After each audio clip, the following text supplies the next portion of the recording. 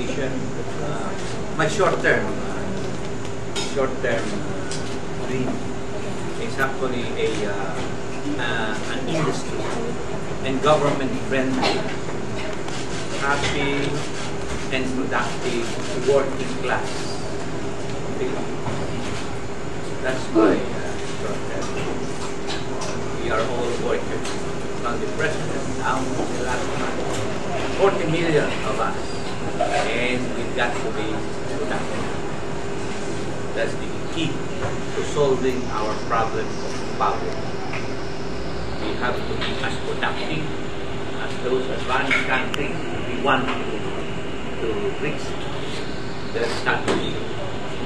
So to this I say I'll try my best, if ever I've been given an opportunity,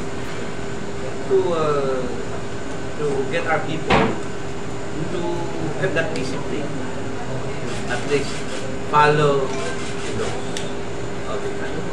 For if those laws are the solutions to our problems, and I would say almost all our problems, the solutions to them are already there. They are in our laws. The thing is, we simply have to implement and follow implement those solutions.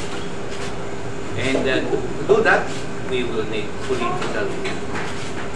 Political will to put pressure on every man to do his work well. And it is by law. And it is not anti-poor, it's not anti-labor to say.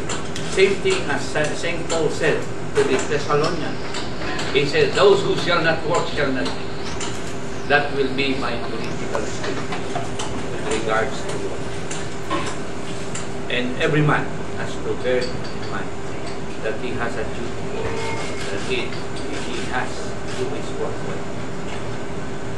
And I say everything will evolve around that.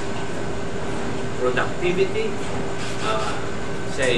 political will, discipline, and productivity.